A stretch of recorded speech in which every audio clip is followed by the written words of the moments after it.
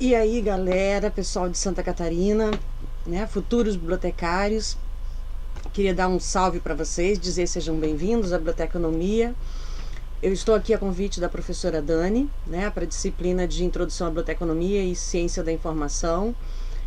Sou bibliotecária, estou falando aqui do sul do Rio Grande do Sul, da cidade de Rio Grande.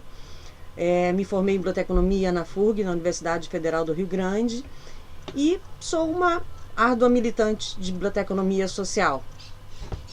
Eu costumo dizer, e pretensiosamente dizer, que eu sou uma mistura das palavras do Edson Nery da Fonseca com Fernando Pessoa. Né? Eu não tenho mestrado, não tenho pós-graduação nenhuma, não tenho doutorado. Tudo que eu tenho é um título de bacharel em biblioteconomia. Mas a parte disso, eu tenho em mim todos os sonhos do mundo. A professora Dani me pediu para falar, né, explanar para vocês ou discorrer um pouco sobre biblioteconomia social, a minha percepção de biblioteconomia social e, né, qual é a função social das bibliotecas. Fico muito contente de saber, né, que a biblioteconomia social está ganhando esse espaço, porque ao longo da minha graduação, tudo que eu fiz foi voltado para o social. Para mim, o social sempre foi uma coisa natural, espontânea. Até que eu fui defender a minha pesquisa, a professora Dani foi minha banca, inclusive, e eu descobri dentro do que eu pesquisei que esse termo, biblioteconomia social, até então sequer existia em nível de Brasil, né, dentro daquilo que eu pesquisei. Nós temos pouquíssimos países, né, que têm como foco de pesquisa a biblioteconomia social, mas em nível de Brasil, agora que se está discutindo, agora que nós estamos entrando, né, dentro desse eixo direto, né? Não existe o contexto social do bibliotecário, o contexto social das bibliotecas, mas biblioteconomia social. Então eu agradeço esse espaço de estar aqui. Na realidade, né, a biblioteconomia, quando surgiu em 1627, o termo biblioteconomia surgiu com Naudé. Na realidade, nós nascemos pela busca de organizar, né, as obras do conhecimento, mas essas obras elas eram organizadas e levadas para a comunidade. Nós tínhamos uma biblioteconomia de fato humanista, uma biblioteconomia erudita, que promovia dentro dos espaços literários, dentro das bibliotecas, o debate, que tentava pegar aquelas obras do conhecimento e disseminar e levar, né, para o entorno das bibliotecas. Ou seja, na realidade, nós nascemos social, nascemos humanista. Perdemos isso ao longo da nossa caminhada, da nossa trajetória. Fomos para o tecnicismo necessário, mas que não pode ser único, que não pode ser absoluto. E eu penso, na minha percepção, que agora nós estamos voltando e trazendo de volta, resgatando a nossa essência. Né? E a biblioteconomia social é isso, é uma biblioteconomia progressista, é onde o fazer bibliotecário, ele coloca como ligação direta a comunidade aonde o bibliotecário está inserido. Ele coloca como ligação direta o meu fazer enquanto profissional da formação, né, levando como resultado para as comunidades onde eu estou, principalmente, e essa é a minha luta, as comunidades sem acesso à informação. E pasmem vocês, em pleno boom, né, de www, tecnologia bombando, mas ainda tem gente que sequer tem acesso aos livros. Mas essa parte da cientificidade, isso eu deixo para a professora Dani, que tem muito mais respaldo e propriedade para falar para vocês. Na realidade, o que eu gosto de fazer mesmo é mostrar, provar o que é a biblioteconomia social. Porque a teoria vocês podem buscar, mas os exemplos, eu costumo dizer que o exemplo é aquilo que fala o que talvez nenhuma outra pesquisa, né, consiga dizer. Então eu vou começar mostrando para vocês, né, não sei se vocês vão conseguir ver daí, mas por exemplo, essa pasta aqui, ó. Olha, vou começar aqui pela frente. Esse desenho aqui, ó.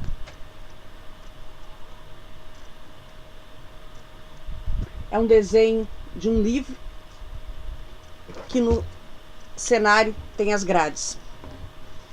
Isso daqui, depois nós temos aqui, ó, vários escritos. É uma produção literária. Essa produção literária aqui gerou este livro aqui. E este livro aqui foram escritos por pessoas privadas da liberdade. Foi escrito por apenados que sequer tinham até então pego em um único livro na vida. A minha luta de biblioteconomia social começou no cárcere.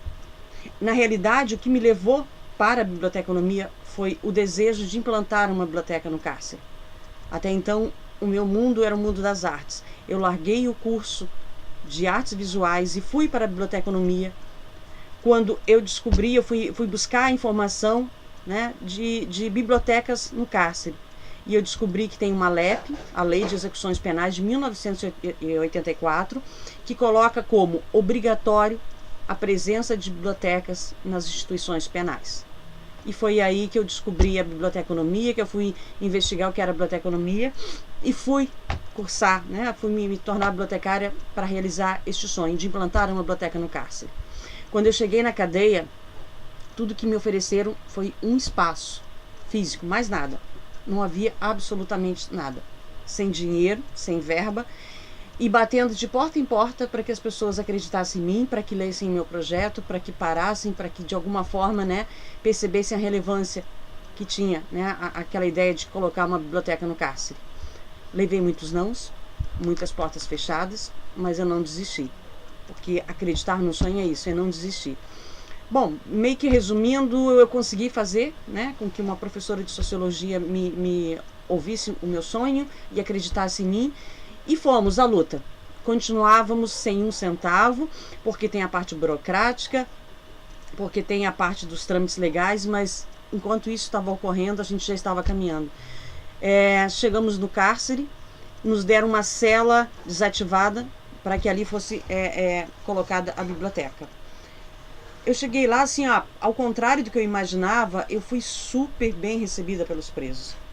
Né? Eu não tinha noção de como é que eles iam encarar a biblioteca, por que preso, né, ia querer os livros. Eu achei que eu teria um trabalho maior para poder, né, do tipo, não levar apenas os livros, mas apresentar os livros para eles, mas eles foram super receptivos comigo.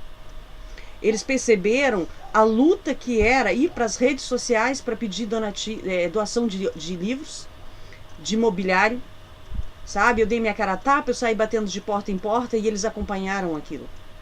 Porque enquanto muitos aqui fora diziam que livro para preso é luxo, eles perceberam que eu estava tentando quebrar este preconceito da sociedade, sabe? Porque na minha cabeça, na minha percepção, não existe um outro caminho no combate da criminalidade senão os caminhos da educação. E os livros são pontes para isso.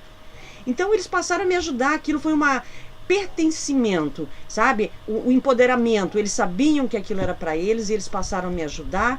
Eu lembro que quando chegaram as estantes lá, as estantes foram doadas e elas estavam danificadas, enferrujadas. Eu, inclusive, agora vou enviar para a professora Dani essas fotos para que ela possa mostrar para vocês. E olha, eu não nego para vocês, assim, olha, eu olhava para aquilo e as lágrimas escorriam e eles disseram: calma, dona Cátia, a gente vai dar um jeito. A gente vai lixar, a gente vai pintar, a senhora nem vai perceber que as estantes estão assim. E assim eles fizeram. Eles lixaram, eles pintaram, eles me ajudaram a colocar no lugar. Vocês sabem o que é a biblioteconomia social na prática mesmo? É exatamente quando ela se confronta com a técnica. Vocês estão começando agora, mas vocês vão aprender numa disciplina chamada planejamento de bibliotecas, que existe todo um planejamento, que a priori dentro de uma biblioteca é a integridade dos livros, né? É colocar as estantes de uma maneira que não pegue sol nos livros, que fique arejado, que a gente tenha um espaço correto. E eu cheguei lá toda empolgada, né? Do tipo, nossa, eu já sei como é que faz, eu vou botar as estantes assim, porque aqui não vai bater sol, porque ali os livros vão ficar arejados. Né? É assim que eu aprendi na biblioteconomia, me sentindo a tal, né? A bambambam das bibliotecárias. E depois que eu arrumei tudo, os presos me ajudando a colocar tudo no lugar, entrou o chefe de segurança, olhou, né, para aquilo tudo em volta e falou assim: tá tudo errado. Eu digo: mas como assim tá tudo errado? Não, tá tudo errado, essas estantes estão erradas. Eu digo: mas como que tá errada? Aí eu presunçosamente olhei para ele e falei assim: mas é a regra da biblioteconomia, as estantes tem que ficar de uma maneira para preservar as obras. Não, mas aqui não tem regra, aqui tem linha de tiro. Né? E do jeito que a senhora colocou aí, não tem linha de tiro. Ou seja, eu coloquei as estantes dispostas na horizontal, exatamente para evitar, porque a biblioteca ela é uma cela desativada, então o sol, né, que entra pelas janelas batia direto nos livros. E ele falou, não, essas estantes elas têm que ficarem todas na horizontal, porque tem que ter linha de tiro. Eu olhei para ele e digo, mas o sol vai bater direto nos livros. Ué, a senhora prefere o quê? O seu livro danificado ou a senhora viva? Se acontecer qualquer coisa, a gente entra aqui, a gente tem que ter, né, visibilidade, a gente tem que ter a linha de onde vai atirar em caso de invasão. E foi ali que eu percebi que nem sempre a gente vai conseguir aplicar as regras bibliotecárias. Que às vezes a gente vai ter que reinventar, readaptar, replanejar tudo. E isso é a biblioteconomia social, quando eu tenho que pegar o meu fazer bibliotecário e adaptar para o local onde eu estou. Né? É como na lei de Ranganatha, né? Cada leitor o seu livro. Então eu costumo dizer assim, ó, a cada leitor a sua biblioteca. Uma biblioteca com as suas especificidades, ela tem que ter, né, critérios diferentes daquilo que a gente aprende na sala de aula enquanto teoria, daquilo que a gente aprende na sala de aula enquanto correto. Eu ali tive que readaptar, porque a priori, ali dentro da cadeia, é a linha de tiro, não há a integridade das obras. Mas beleza, arrumei, coloquei os livros todos no lugar, refiz, sempre obedecendo o critério de segurança. Isso é a lei máxima dentro da cadeia. Depois que eu coloquei os livros no lugar, aí partimos, né, do pressuposto, e agora? Vamos classificá-los de que maneira? CDU, CDD. Gente, foi aí que eu descobri que 75% dos apenados sequer concluíram o ensino fundamental. 75%. Eu não poderia colocar CDD, CDU, de que eles não, eu tenho que exatamente proporcionar com que eles se achem no meio dos livros, proporcionar a eles a autonomia. E aí o que nós fizemos? Partimos para a adoção de classificação por cores. E nós não tínhamos ajuda de ninguém, do tipo um professor que estivesse lá dentro nos orientando. Eu consegui depois com que uma ex-professora, que na época tinha me dado aula, uma professora substituta, fosse para lá de modo voluntário, né, nos explicar como funcionaria aquela classificação, porque na época eu não estava nem formada e nem tinha chegado. Para vocês terem uma ideia, eu era caloura, igual vocês hoje. E já cheguei na universidade como caloura, querendo, correndo atrás. Eu tinha sede de realizar os meus sonhos, e o meu sonho era a biblioteca no cárcere. Então ela pegou e nos apresentou a tabela de cores. E nós classificamos as obras, né, pelas cores, tal como uma biblioteca escolar, mas para proporcionar ao leitor apenado que ele tivesse a facilidade de encontrar os livros. E aí o que nós fizemos? Pegamos as grandes áreas, né, baseada na CDD, mas em classificação de cores. Então nós pegamos um exemplo do que aconteceu lá, as obras espíritas. Nós colocamos as obras espíritas todas classificadas, né, mas romance espírita dentro da literatura brasileira. Aí nós percebemos que não funcionou, que os presos, né, não estavam se achando, e é uma das coisas que eles mais leem no cárcere, são as obras espíritas. Aí nós pegamos e separamos, botamos, né, todos os romances espíritas separados, as obras da doutrina espírita. Também não funcionou. Aí um dia um preso chegou para mim, né, e falou assim: Dona Kátia, por que a senhora não pega essas obras dos mortos, porque para eles obras do espiritismo, né, é obra dos mortos, a senhora não coloca tudo numa estante só, bem aqui na entrada, já que é, né, o que os colegas daqui gostam de ler? E eu olhei para ele e eu falei assim: você tá certo, vamos então, me ajuda.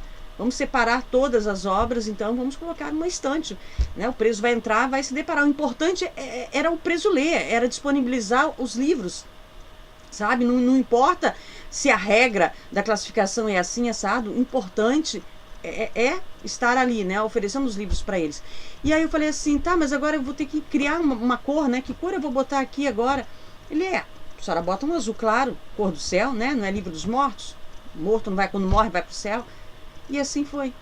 Eu também vou enviar para vocês agora a foto. Nós colocamos todas as obras da doutrina espírita nas cores azul claro. Uma classificação de cores criada pelos leitores apenados. Isso é biblioteconomia social. Este é o fazer social do bibliotecário quando ele sabe que ele tem que colocar a técnica dele à disposição do social, mas sabendo que essa técnica ela pode e deve sim ser replanejada, como eu falei para vocês, que ela deve ser readaptada, que a priori é o meu leitor. E eu falo assim, meu leitor, mas eu gosto muito de um termo da professora Elisa Delfini, que ela fala interagente, porque lá dentro da cadeia a gente não usa a palavra usuário. Uma vez eu cheguei para os presos e falei para eles, olha, esse espaço é de vocês, né? Sejam bem-vindos, vocês são os usuários da biblioteca. E 2 presos se aproximaram de mim e disseram assim, dona Kátia, eu já usei drogas, mas hoje eu estou limpo, eu não sou mais usuário. E os colegas que estão aqui, alguns usam, mas ninguém gosta de ser chamado de usuário. E aí eu tive que explicar para ele que dentro da biblioteconomia, o usuário nada mais era do que o meu leitor. Mas eu percebi que ele estava certo, que a nomenclatura que se usa na academia não precisa ser utilizada no local onde eu estou aplicando, né, o meu trabalho. Que ali o que vale é o dialeto, é o vocabulário das pessoas que estão em minha volta. E aí eu nunca mais os chamei de usuários, passei a usar o termo leitores, e depois com a professora Elisa eu passei a usar o termo interagente, porque eles interagem.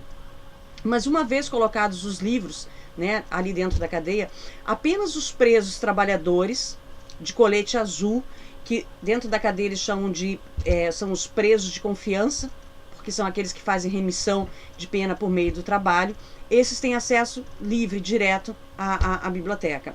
Os demais presos, eles não têm acesso à biblioteca, esses presos ficam espalhados nas outras galerias. A biblioteca fica bem no centro da cadeia. Nós não temos aqui, né, infelizmente, uma instituição penal para mulheres, então dentro da cadeia ainda existem 2 galerias totalmente separadas para as mulheres. As mulheres dentro dessa cadeia, exatamente porque elas estão numa cadeia masculina, elas ficam no sistema de tranca total. As mulheres ficam literalmente trancadas, elas não têm, não é como os outros presos que elas podem circular pela cadeia, ou mesmo circular trabalhando pela cadeia. Elas ficam trancadas para não ter contato com os homens. E elas não poderiam também ir na biblioteca exatamente para não encontrar com os homens nos corredores.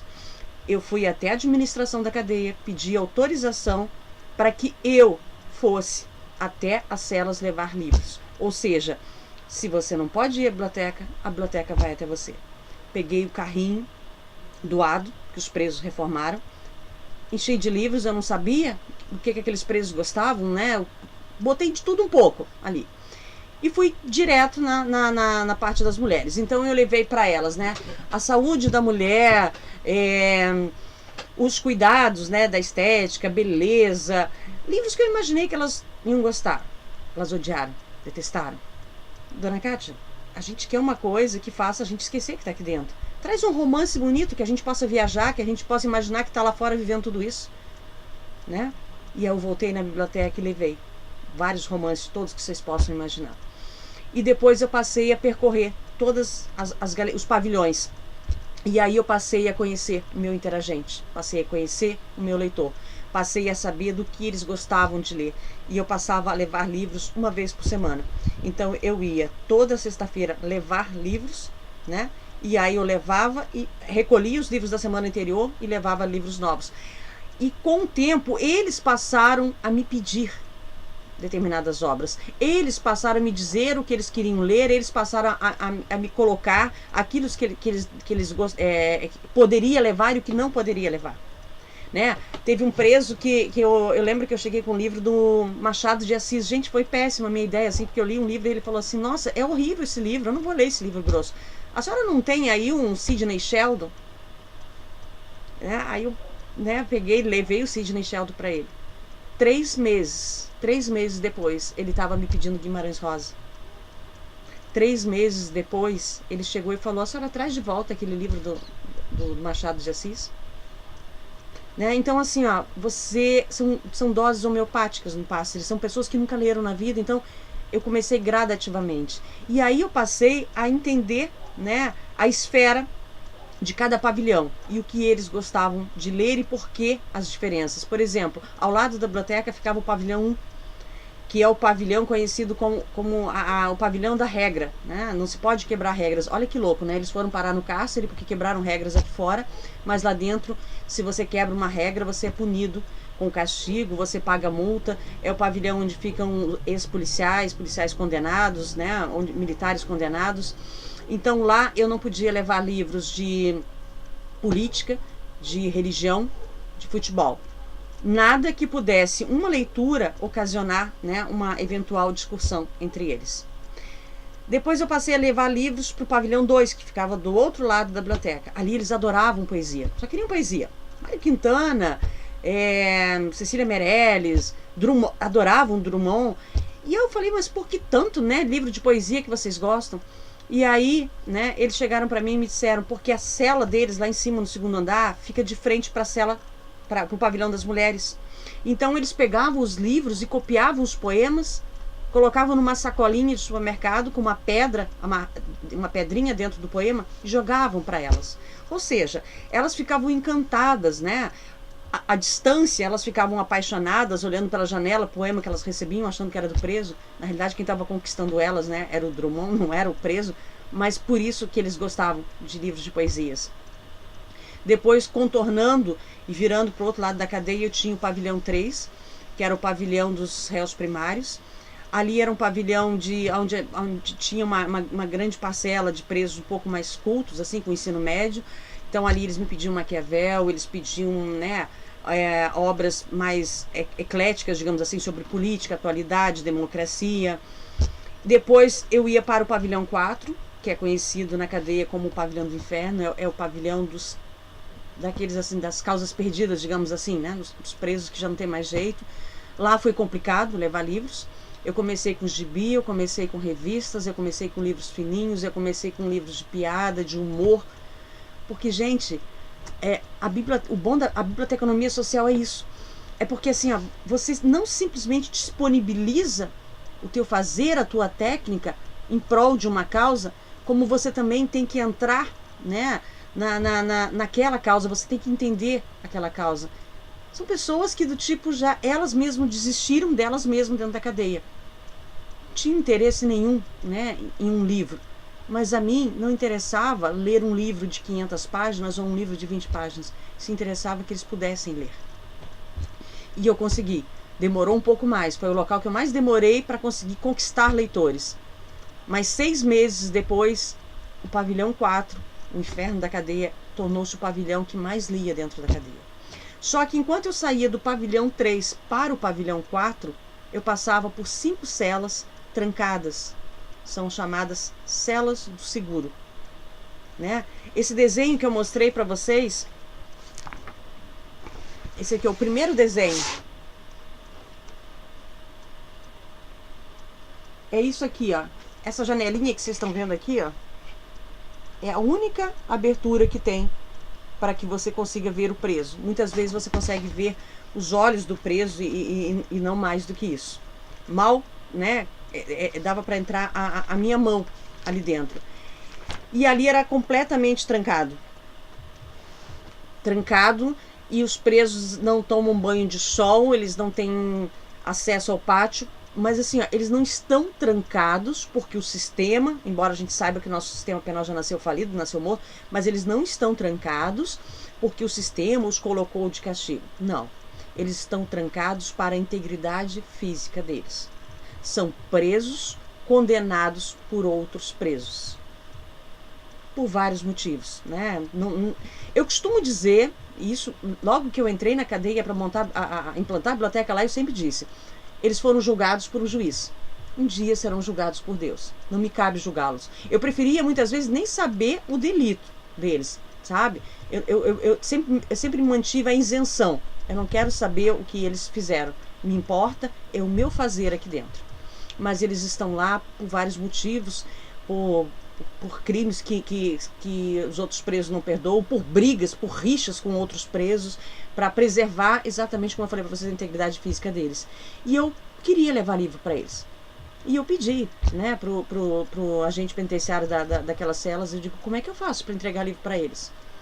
Ah, mas a senhora acha que eles vão querer ler? Eu digo: eu quero tentar. Né? Eles ficam trancados. E, gente, eu digo assim, olha, foi o lugar da cadeia, continua sendo o lugar da cadeia, que realmente, de alguma forma, mexeu comigo. É a imagem da degradação humana. É o mais baixo que o ser humano pode chegar, assim, exatamente por eles estarem trancados, 13, 14, num cubículo, sem sair. O único espaço de tempo que eles saem durante o dia é por 30 minutos para ficarem numa outra cela maior, andando em círculos, né, para o sangue circular. Mas não vão para o pátio, como eu disse para vocês, para preservar a integridade física. Então, assim, eles são amarelos, eles... É uma imagem que eu não saberia descrever para vocês com palavras, mas eu imaginei assim, cara, o que eu estou fazendo aqui? Levando livro para essas pessoas. Como é que eu vou poder chegar para eles e dizer assim, olha, leiam, né? Ficam alguns em pé para que os outros possam deitar, depois os que estão deitados levantam-se porque estavam em pé poderem deitar. Mas eu fiz, e eu levei. Cheguei, peguei o carrinho, perguntei, vocês querem ler? O que vocês querem ler? Vocês desejam ler? Ah, a gente nunca leu na vida, a gente não quer saber de ler. Um deles chegou para mim e me tratou assim, olha, pela primeira vez de modo muito áspero dentro da cadeia. Ele chegou para mim e falou assim, ó, tira esses livros daqui. Eu não quero saber de livro. E ele simplesmente pegou o livro que eu havia oferecido e ele me empurrou de volta e baixou a cabeça. Só que eu percebi que ele estava desenhando, né, no verso de um receituário médico no chão, desenhando um toquinho de lápis. E eu olhei aquilo e eu saí, me afastei, né? Peguei o carrinho, voltei para a biblioteca. E cheguei na biblioteca, eu peguei um livro chamado Técnicas de Desenho Manual. E voltei lá de novo. Voltei e eu empurrei o livro de uma maneira, entendeu? E virei as costas, não deu tempo dele me devolver o livro, dele empurrar o livro, porque aí eu já pedi pro guarda trancar ali a portinhola. O nome dessa janelinha se chama portinhola. Para ele trancar, ele não houve tempo dele me devolver o livro. E eu deixei lá. 15 dias se passaram e esse preso mandou me chamar na cela do seguro, né? Mandou chamar a biblioteca. E eu cheguei lá e ele olhou para mim e naquela portinhola ele esticou as mãos na minha direção. Foi tão rápido e ao mesmo tempo uma coisa que durou tanto, porque eu digo assim, cara, ele não queria ler e esticou as mãos na minha direção, o que esse cara vai fazer? Mas o guarda estava do meu lado, mas eu não sabia. E ele chegou assim, calma, dona, eu só quero lhe mostrar que eu li o livro que a senhora me trouxe. E que naquele livro diz que para a gente desenhar, a gente precisa ter as mãos firmes. E toda vez que eu estou na fome da pedra, que eu quero... que ele estava na abstinência do crack, que eu quero, né, consumir o meu cachimbo e eu não tenho, eu começo a desenhar. E aí eu descubro que eu já não estou tremendo tanto. Aí agora eu digo para vocês, vocês entendem mais uma vez o que significa este desenho? Este foi o desenho que ele me deu de presente. O cara que gritou comigo, que disse que não queria livros. O cara que baixou a cabeça e ficou desenhando naquele chão. Que eu voltei na biblioteca, empurrei o livro para ele, 15 dias depois ele me deu este desenho de presente. Não sei, talvez vocês não consigam ler, mas aqui está escrito, não se prenda, e sim liberte-se. Na realidade é o desenho de um livro grudado na cela. E a partir daquele momento ele passou a me pedir, né, mais livros sobre técnicas de desenho. E além desses livros eu levava para ele também folhas de ofício, né, e lápis e caneta. A um preso que estava ao lado, que presenciou isso tudo, chegou para mim e falou assim, dona Kátia, eu não sei desenhar, não tenho talento nenhum com desenho, mas eu sei escrever, eu gosto de escrever, só que eu não sei como escrever, eu não tenho noção de como botar alguma coisa no papel. E eu voltei na biblioteca e botei técnicas de redação, esses livros básicos do ensino médio, né, como escrever, como fazer um texto. E aí eu descobri uma coisa que, Bárbara, o efeito dominó, eu criei esse termo porque para mim assim, ó, eu acertei um leitor e este leitor passou a acertar os outros, ou seja, eu consegui ganhar um e passei a ganhar todos os outros. E aí a cela do seguro ao lado passou a me pedir livros também. E ali eu descobri que era uma cela onde estavam os presos pela sua orientação sexual.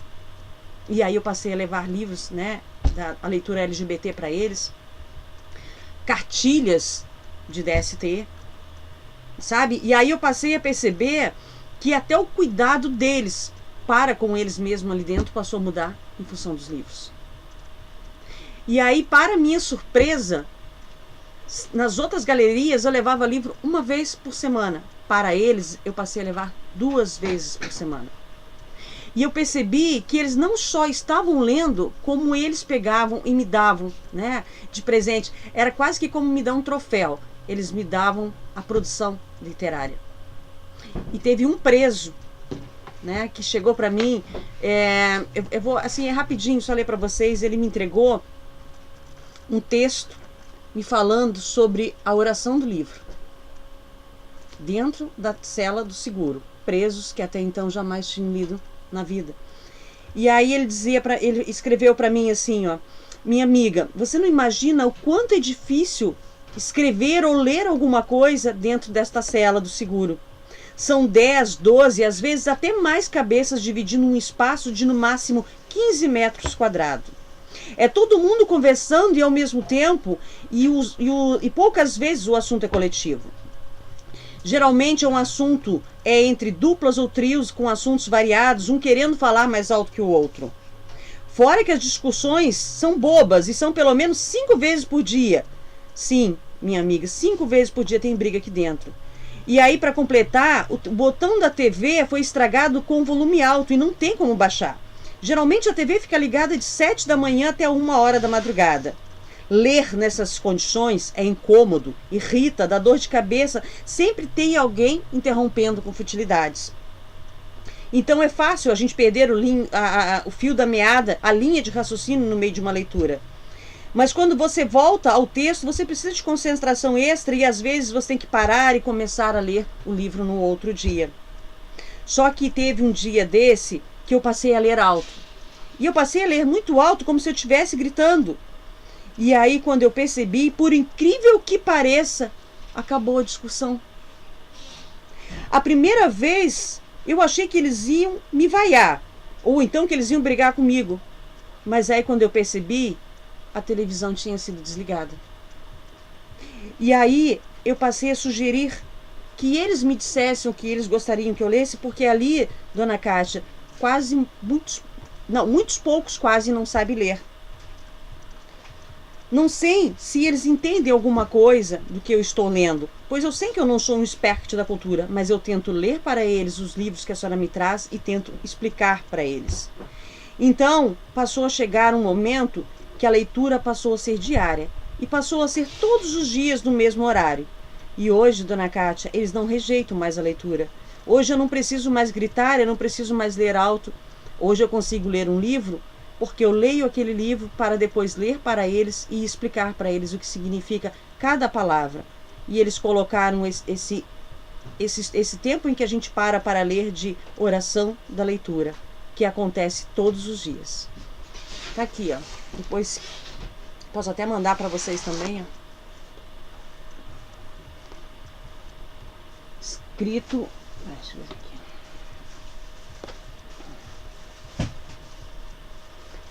Escrito por um preso. Então, gente, quando eu falo para vocês biblioteconomia social, eu acho que eu não preciso entrar dentro da cientificidade para dizer para vocês o que é a biblioteconomia social. Eu acho que isso que eles intitularam de oração do livro, o momento em que a televisão é desligada, em que os companheiros de cela param de brigar, de discutir, porque o outro companheiro está lendo. E tudo isso proporcionado pelo quê? Pela biblioteconomia, por uma biblioteca. Essa é a função social de uma biblioteca.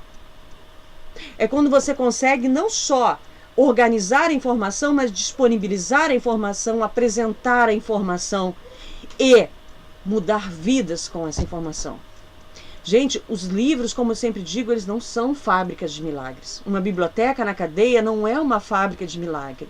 Mas se a gente conseguir com 1, com 2, já valeu a pena.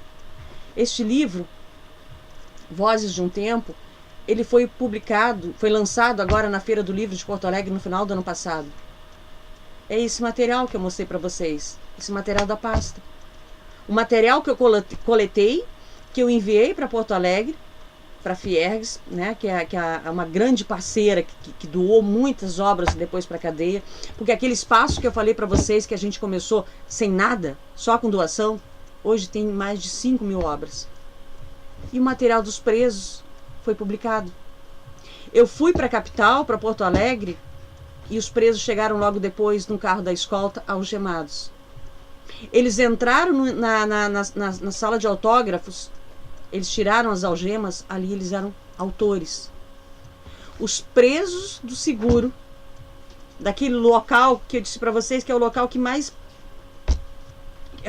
mexe comigo de alguma forma até hoje, esses presos estão eternizados nos livros.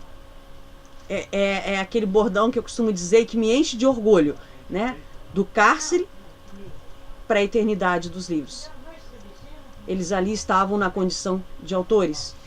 Isso é biblioteconomia social. E a biblioteconomia social, gente, ela não está só na cadeia. A maioria das pessoas me conhecem por causa desse trabalho na cadeia, bibliotecária de cadeia, mas não tá, gente. Por quê? Porque eu não levei livros apenas para o cárcere. Bem próxima da cadeia tem uma casa de reabilitação, né, para dependentes químicos, onde os presos saem da cadeia do cárcere, na condicional ou em liberdade, e eles vão para lá para se tratar exatamente para não voltar para as drogas, porque uma grande maioria maciça da cadeia são de usuários de pedra, que são capazes, eles mesmos, me disseram, dona Cátia, a gente é capaz de roubar, de matar a própria mãe naquela secura da pedra, sabe? Então, assim, a pedra eu costumo dizer que é um grande mal e que eu não vejo e nem penso que seja de interesse, né? Cortar esse mal pela raiz, porque afinal de contas, ela pega aqui embaixo, né? Mas quem lucra com ela tá lá em cima, e quem tá lá em cima não usa droga, então eles não têm interesse em acabar com isso. Então essa casa de dependentes químicos não tinha livros, não tinha biblioteca. E eu fui lá levar os livros. Lá eu não montei uma biblioteca, eu montei um espaço de leitura, porque eu não cheguei a aplicar a técnica. Eu fui lá disponibilizar livros para que os livros servissem como terapia para os presos. E quando eu cheguei lá e eu me apresentei para os presos, não, perdão, para os dependentes químicos. Quando eu cheguei lá e eu me apresentei e eu falei, gente, eu trouxe livro para vocês, vamos utilizar os livros como uma terapia ocupacional, vamos buscar nos livros, né, maneiras de vocês conseguirem se libertar, né, dessa coisa das drogas. E aí alguém, né, é uma casa só por homens, alguém pegou e levantou a mão, pediu para falar, né, e aí quando liberaram ele para falar comigo, ele chegou e disse assim, a senhora não lembra de mim, mas a senhora levou livros para mim lá dentro da cadeia. Só que eu não quero mais voltar para lá para ler os livros, eu prefiro ler os livros aqui fora. E aí que eu percebi que na realidade aqueles presos lá da cadeia saíam dali e os que realmente desejavam, né, se libertar do vício das drogas acabavam indo para essa casa de reabilitação. E depois, conversando com os presos, eu descobri, por exemplo, que as crianças, toda quarta-feira tem visita de crianças na penitenciária. E é uma das coisas, assim, olha, que me deixa assim estarrecida, porque não existe um espaço físico, não existe um local para que essas crianças possam visitar os seus pais. Elas ficam literalmente dentro das grades. E aí eu percebi que a biblioteca prisional precisava mais do que livro para os presos, e aí eu passei a oferecer leitura para aquelas crianças, eu passei a levar aquelas crianças para a biblioteca. E levando elas para a biblioteca, elas passaram a levar os pais para a biblioteca. E ali eu descobri que na escola que elas estudavam não tinha biblioteca. E eu fui em busca disso. E eu consegui implantar não uma, mas duas. Né? Nós conseguimos, né? Eu digo nós porque eu não faço nada sozinha, lógico, eu sempre tive parceiros, né, pessoas que acreditavam nos meus sonhos, mas duas bibliotecas, sabe, numa escola estadual, de um bairro de periferia, onde quase uma grande soma, uma grande maioria, digamos que quase 80% daquelas crianças são filhos de pais apenados. Né? E aí aquele espaço passou a servir não só para aquelas crianças, mas também como para a comunidade toda. E aconteceu, inclusive, vezes de eu chegar e emprestar livro de manhã para a criança e à tarde eu chegar na cadeia e a criança me chamar, tia, E eu olhar e digo, peraí, né? Sou filha única, não tenho sobrinha. Olhar assim, tia, a senhora não lembra de mim? A senhora me deu o livro hoje de manhã. Eu trouxe para mostrar pro meu pai. Eu atendi o filho de manhã, né? E o pai de tarde na cadeia. E aí eu falei assim, cara, mas espera aí, a biblioteconomia social ela não pode estar centrada nessa coisa, né, do cárcere ou envolvendo coisas em torno do cárcere. E aí o que eu fiz? Eu passei a levar livros também, a montar espaços de leitura. Nós temos só 2 hospitais na cidade de Rio Grande. E esses 2 hospitais não tinha leitura para quem está internado.